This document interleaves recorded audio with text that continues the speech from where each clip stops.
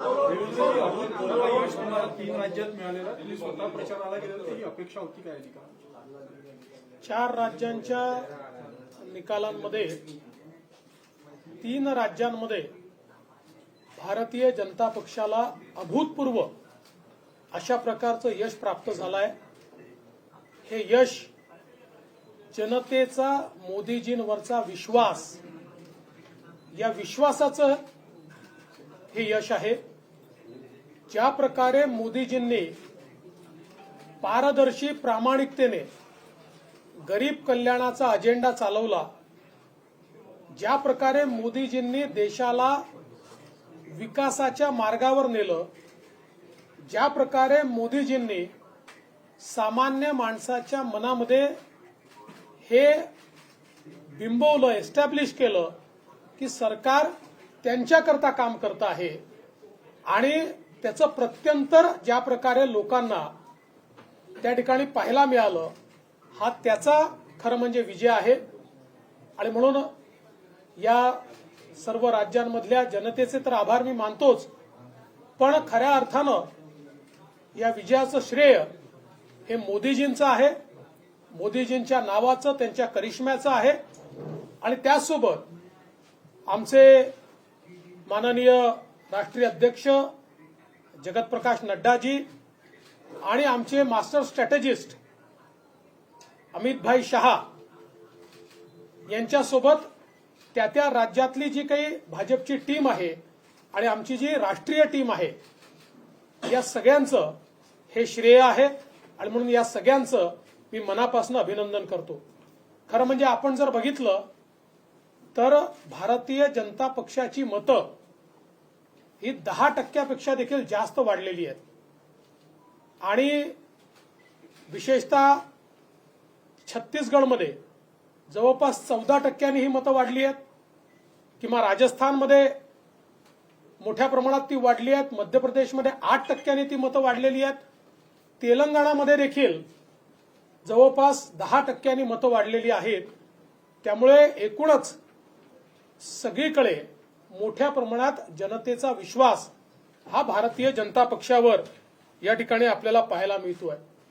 आणि आपण जर आताचे कल बघितले तर साधारणपणे 639 पैकी 339 जागा भारतीय जनता पार्टी जिंकते, म्हणजे 50% पेक्षा जास्त जागा या 4 राज्यांमध्ये मिळून या भारतीय जनता पक्षाला मिळत आहेत। खरं म्हणजे अभूतपूर्व असा निकाल आहे आणि हा निकाल एक प्रकारे जनतेच्या मनामध्ये काय आहे याची नांदी आहे। लोकसभेमध्ये जो अभूतपूर्व विजय भारतीय जनता पक्षाला मिळणार आहे आणि एनडीएला मिळणार आहे त्याची ही नांदी आहे। आणि यातनं एक गोष्ट स्पष्ट झाली आहे, जी इंडी आघाडी तयार झाली होती त्या इंडी आघाडीला लोकांनी नाकारलेला आहे। राहुल गांधींनी जो अजेंडा चालवला होता त्या अजेंड्यालाही लोकांनी नाकारलंय। लोकांच्या मनामध्ये केवळ मोदीजी आहेत। आता मला पूर्ण कल्पना आहे की याच्यानंतर इंडी आघाडीची बैठक होईल आणि त्या बैठकीमध्ये या पराभवाचं खापर हे ईव्हीएमवर फोडलं जाईल याची मला पूर्ण खात्री आहे। पण त्यांनी कोणावरही खापर फोडलं तरी देखील जनता ही मोदीजींच्याच पाठीशी आहे। मला हे देखील नमूद केलं पाहिजे की हीच परिस्थिती महाराष्ट्रात देखील आहे। महाराष्ट्रामध्ये नुकत्याच ग्रामपंचायतीच्या निवडणुकीमध्ये आपण बघितलं 2/3 ग्रामपंचायती आमच्या महायुतीने जिंकल्या आणि लोकसभेमध्ये देखील तेच आपल्याला पाहायला मिळणार आहे। कारण जो विकास आणि विश्वास मोदीजींनी तयार केला आहे, डबल इंजिनच्या सरकारने तयार केला आहे, त्याच्या आधारावर मला विश्वास आहे की पुन्हा एकदा महाराष्ट्रात आणि देशात भारतीय जनता पार्टीच आपल्याला पाहायला मिळेल।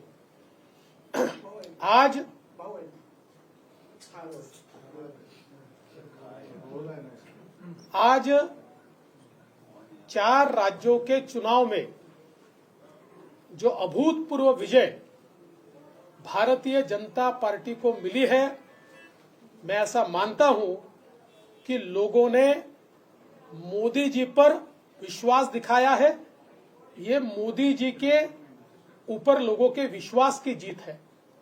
जिस प्रकार से प्रधानमंत्री मोदी जी ने एक पारदर्शी प्रामाणिकता से गरीब कल्याण का एजेंडा इस देश में चलाया, उसके विश्वास की ये जीत है। जिस प्रकार से भारत के विकास को लोगों ने उसका अनुभव किया, उसकी अनुभूति ली, उसका ये विजय है।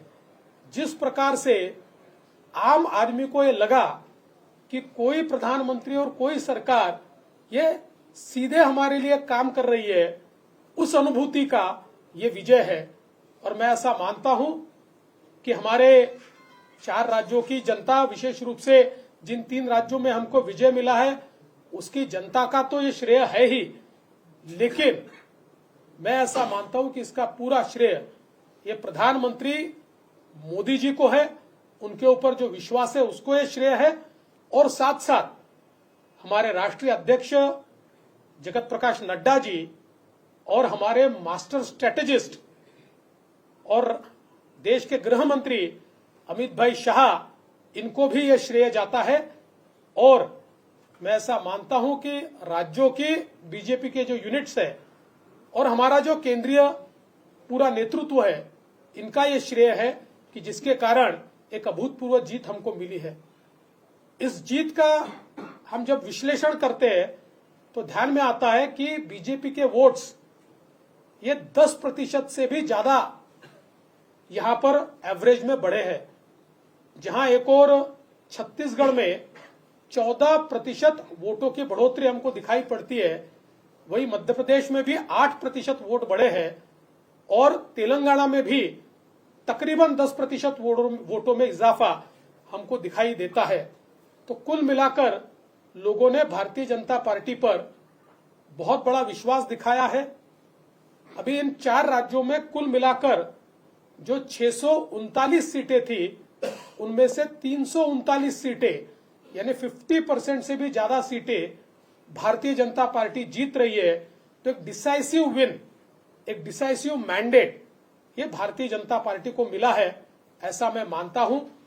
लोगों ने जो इंडी अलायंस तैयार हुआ था उसको सिरे से नकार दिया है और जिस प्रकार की राजनीति राहुल गांधी कर रहे थे और रेवड़ियां बांटने का काम कर रहे थे और जिस प्रकार के आश्वासन वो दे रहे थे, लोगों ने मोदी जी की गारंटी को स्वीकारा है और राहुल गांधी की झूठी गारंटी को सिरे से नकार दिया है। ये इसमें से ध्यान में आता है। अब मुझे पूरा विश्वास है कि इंडिया अलायंस की जब बैठक होगी तो इस पराजय के लिए ईवीएम को जिम्मेदार ठहराया जाएगा। मुझे ऐसा लगता है कि ईवीएम को जिम्मेदार ठहराने की जगह अगर आत्मावलोकन वो लोग करेंगे तो उनके ध्यान में आएगा कि ये जीत केवल पारदर्शी प्रामाणिकता की मोदी जी के नेतृत्व की जीत है। देवेंद्र जी, 4 राज्यों में जो चुनाव हुआ, कहीं पे भी मुख्यमंत्री का चेहरा नहीं था, तो क्या लग रहा है कि चारों राज्यों में नरेंद्र मोदी चेहरा थे, इस पे लोगों ने वोटिंग की? और आपने कुछ समय पहले कहा था कि महिलाएं डिसाइडिंग फैक्टर रहेंगी, तो कितना लग रहा है, आपने हर राज्यों में जाकर प्रचार किया था, तो महिलाएं कितनी डिसाइडिंग फैक्टर थी? और मुख्यमंत्री का चेहरा न होने के बाद क्या मोदी जी को चेहरा थे कि वोटिंग की गई? भारतीय जनता पार्टी का ब्रांड ही मोदी जी है और मोदी जी ने जिस प्रकार का विश्वास तैयार किया है, उस विश्वास को वोटों में तब्दील करने का काम इन चुनाव में हुआ है। इसलिए मैं ये मानता हूं कि निश्चित रूप से लोगों ने मोदी जी की ओर देखकर भारतीय जनता पार्टी को वोट दिया है और आगे भी लोग मोदी जी की ओर देखकर ही भारतीय जनता पार्टी को वोट देते हैं। महिलाओं देखिए, अभी तो इसका विश्लेषण होगा, लेकिन अगर हम इनिशियल इंडिकेटर्स देखें, चाहे वो महिला हो, चाहे वो ओबीसी हो, चाहे वो पिछड़े हो, चाहे वो आदिवासी हो, सभी ने या अनुसूचित जाति के लोग हो, सभी ने बढ़ चढ़कर बीजेपी को वोट दिया है। ये ध्यान में आ रहा है। काँग्रेसने पनवतीचा एक ट्रेंड सुरू केला शेवटच्या टप्प्यामध्ये, त्याच्यावर काय म्हणते? या निवडणुकीतून काँग्रेसच्या लक्षात आलं असेल नेमकी पणवती कोण आहे. त्याच्यामुळे आता पुन्हा मोदीजींबद्दल अशा प्रकारचे शब्द ते वापरणार नाहीत, हा मला विश्वास आहे. पंतप्रधान नरेंद्र मोदी ट्रेंड आहे, तसा राहुल गांधी हा ट्रेंड त्यांनी प्रस्थापित करण्याचा प्रयत्न केला, भारत जोडो यात्रा केली, पण त्याचा काही परिणाम दिसला नाही. या सगळ्या याच्यावर दिसत आहे का असं आहे की राजकारणामध्ये दोन पद्धती असतात. एक पद्धत असते की ज्यात तुम्ही एक इव्हेंट करता, त्या इव्हेंटचा असर हा काही काळापुरता असतो, आणि दुसरं तुमचं सातत्य असतं. सातत्याने विकास करत राहायचा, सातत्याने जनसेवा करत राहायची. मोदीजी सातत्याने जनसेवा करतात, त्यामुळे त्याचा परिणाम हा लॉंग लास्टिंग आहे. आणि राहुल गांधी एक इव्हेंट करतात, त्यामुळे एक मीडिया बस तयार होतो, पण त्याच्यानंतर त्याचा परिणाम काही त्या ठिकाणी आपल्याला पाहायला मिळत नाही. आणि हेच आपल्याला या निवडणुकीत देखील पाहायला मिळालं. सर, तेलंगाना में स्ट्रेंथन करने के लिए कुछ करेंगे? तेलंगाना में जैसे कम कोर्स है तो उसके लिए आगे देखिए, तेलंगाना में हमारा जो राइज है वो बहुत बड़ा है, और मैं ऐसा मानता हूं कि तेलंगाना में ये बात स्पष्ट हो गई कि अब लोकसभा के चुनाव में पिछले समय हमको 4 सीटें मिली थी, अब इस लोकसभा के चुनाव में मैं आज ही कह देता हूं, आप देख लीजिए, हम पिछले सारे रिकॉर्ड तोड़ेंगे और तेलंगाना में लोकसभा में नंबर 1 पार्टी बीजेपी होगी. इसका विरोधकांकडून आरोप केले जात आहे का हे यश ईडी आणि सीबीआय मुळे मिळालं असे आरोप होतो? नाही, मी तर सांगितलं, ईडी, सीबीआय, ईव्हीएम, जेव्हा त्यांना यश मिळतं तेव्हा ते जनतेने दिलेलं यश असतं, आणि आम्हाला यश मिळालं की ते ईव्हीएमनी, ईडीनी, सीबीआयनी. जोपर्यंत या मानसिकतेत विरोधी पक्ष राहील तोपर्यंत ते कधीच सत्तेवर येऊ शकणार नाही. देवेंद्र जी, इसको सेमीफाइनल के रूप में देखा जा रहा था इन चुनावों को. 2024 में लोकसभा भी है, महाराष्ट्र का चुनाव भी है, तो जिस तरीके से मध्य प्रदेश में 160 के ऊपर गई है, तो क्या महाराष्ट्र का समीकरण क्या लग रहा है आपको? क्या इसका इफेक्ट वहां पे पड़ेगा? लोकसभा का भी चुनाव उससे पहले है. देखिए, मैं पहली बात तो आपको बोल देना चाहता हूं कि लोकसभा के बारे में तो लोगों की मानसिकता तय है. इन चुनाव से हमको फायदा होगा, इसमें कोई शक नहीं है, पर इन चुनाव के परिणामों पर लोकसभा कभी भी निर्भर नहीं थी. लोकसभा में लोगों का मन बना है, लोग मोदी जी को बनाना चाहते हैं, इसलिए लोकसभा में तो वोट मिलते ही. लेकिन अब मैं ऐसा मानता हूं कि इसके कारण बहुत ज्यादा सकारात्मकता तयार हो गई है. देवेंद्रजी, हिंदी भागात भाजपला मतं मिळते, मात्र आता दक्षिणेत कर्नाटकला पराभवाला सामोरं जावं लागलं. इथे तेलंगणातही काही फार करिश्मा दाखवता आला नाही. दक्षिणेतले लोक भाजपला का स्वीकारत नाही? पहिली गोष्ट तर अशी आहे की तेलंगणामध्ये आमचा राईज हा नेत्रदीपक आहे, आणि मी तुम्हाला विश्वासाने सांगतो की तेलंगणामध्ये लोकसभेमध्ये नंबर 1 पार्टी बीजेपी असेल, आणि पुढच्या विधानसभेत आम्ही तेलंगणा जिंकू.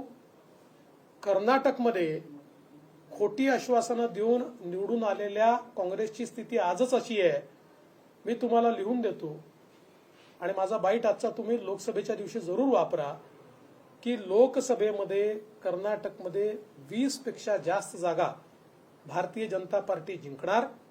आणि आज जर कर्नाटकच्या निवडणुका झाल्या तर कर्नाटकची विधानसभाही भारतीय जनता पार्टी जिंकेल, कारण लोकांच्या काही महिन्यांमध्येच लक्षात आलं की आपल्या हातून चूक झाली आहे. देवेंद्र जी, क्या लग रहा है कि इंडिया गठबंधन के लोग अब इस चुनाव परिणाम के बाद राहुल गांधी और कांग्रेस से दूर भागने की कोशिश करेंगे? क्या लग रहा है आपको? देखिए, इंडी अलायंस ये कोई अलायंस थोड़ी है, ये कोई विचारों के साथ में आए हुए लोग नहीं है, ये कॉमन मिनिमम प्रोग्राम पे भी साथ में आए हुए लोग नहीं है.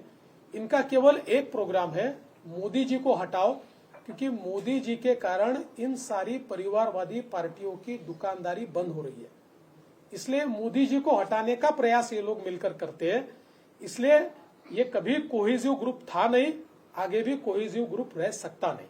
एक एसआईटी, सीआईडी और ईडी का डर दिखाकर आप चुनाव जीते, ऐसा भी विरोधियों का कहना, क्या बताएं? नहीं, अभी ईवीएम की बात नहीं की है, उसके बाद फिर जवाब देता हूं. अभी ईवीएम की भी तो बात करने दीजिए ना या उनको. सगळ्यावरनं काँग्रेसमध्ये लिडिंग नाही आहे सध्या कोणीही नेता ज्याच्यावरती वोट काँग्रेस मागू शकेल आणि स्थानिक जनतेचे जे राजकारण आहे कुरघोडी आहे त्याचा हा सगळा परिणाम आहे. तर तुम्ही आत्मचिंतनाचा सल्ला द्याल का? कारण की भाजप कुठे हरली तर ते आत्मचिंतनाचा सल्ला देतात.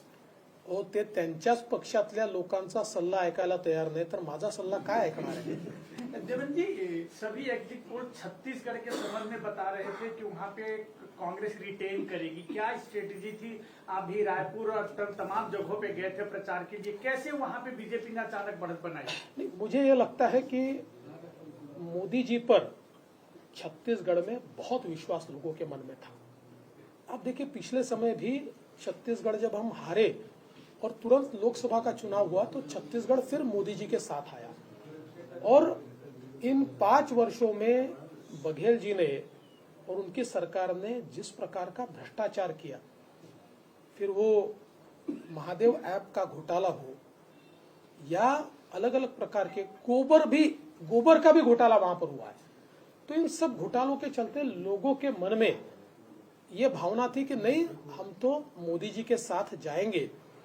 और मैं विशेष रूप से कहना चाहता हूं कि छत्तीसगढ़ में आदिवासी और ओबीसी ये बढ़ चढ़कर बीजेपी के साथ आए. वडेट्टीवारांनी म्हटलेलं की जे मध्य प्रदेशमध्ये तुम्ही लाडकी बहीण योजना आणली होती त्यातून जे 16,000 रुपये प्रत्येक महिलांना दिले आणि या सगळ्या निवडणुकीत मोठ्या प्रमाणात पैशाचा वापर भाजपने केला तर त्यामुळे हे सगळे यश मिळाले. असं आहे की वडेट्टीवार विरोधी पक्ष नेते आहेत, त्यांचा दारुण पराभव झालेला आहे. बुडत्याला काडीचा सहारा म्हणतात तसं त्यांना काहीतरी या ठिकाणी सांगावं लागेल. खरं म्हणजे छत्तीसगडमध्ये आम्ही जिंकलो, तिथे तर आम्ही सत्तेत नव्हतो, तिथे तर आमची कुठली योजना नव्हती.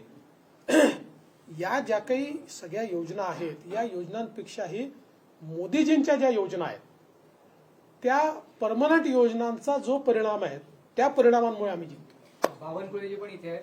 महाराष्ट्रासाठी आता विधानसभा आणि लोकसभेचं टार्गेट आपण वाढवलंय का जागांचं? असं आहे की पक्षाध्यक्षांचं काम असतं की एक टार्गेट ठरवलं पाहिजे, तसं त्यांनी टार्गेट ठरवलंय आणि पक्षाध्यक्ष सांगतील ते टार्गेट अचीव करण्याचा प्रयत्न आम्ही सगळे मिळून करू. थँक्यू.